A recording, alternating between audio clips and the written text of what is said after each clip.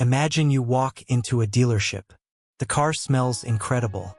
The salesman is friendly. He shows you something sleek, something shiny, something that feels like you. And then he says the magic words. It's only $450 a month. And just like that, your brain stops doing math. That's not an accident. That's the trap. Here's what most people think when they buy a new car. They think about the monthly payment. They think about how it looks. They think about how it makes them feel pulling up to work on Monday morning. What they don't think about is the number the dealer never puts on the window. The total cost. The real cost. The cost that quietly destroys wealth for millions of people every single year. And the scary part? The trap isn't the car.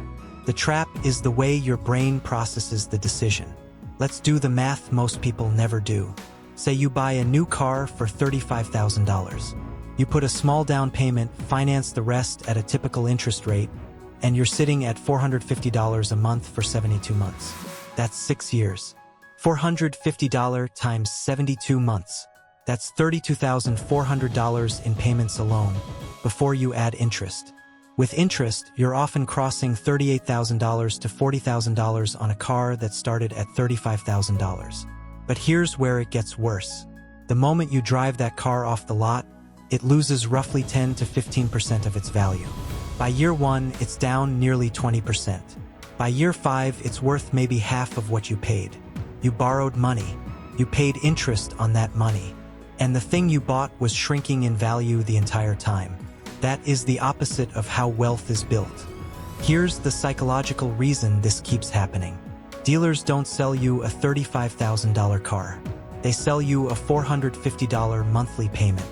And your brain, which is wired to think in small numbers, hears $450 and thinks that's manageable. It's called payment anchoring. Break any large number into small monthly pieces and it suddenly feels affordable, even when the total cost is quietly devastating your finances. And it doesn't stop at the purchase price.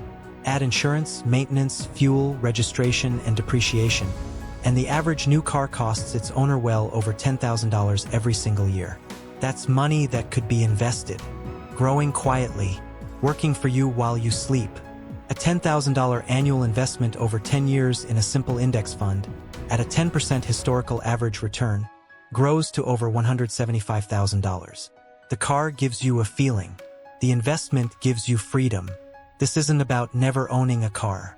Transportation is real, and life requires it. The lesson is to calculate the full number, not just the monthly payment.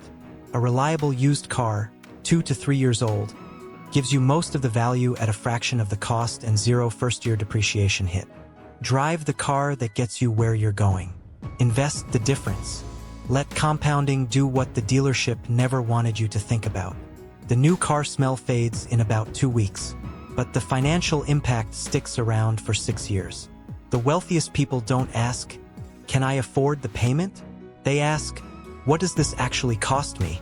And what am I giving up?" That one question is worth more than any car on the lot. Think about it.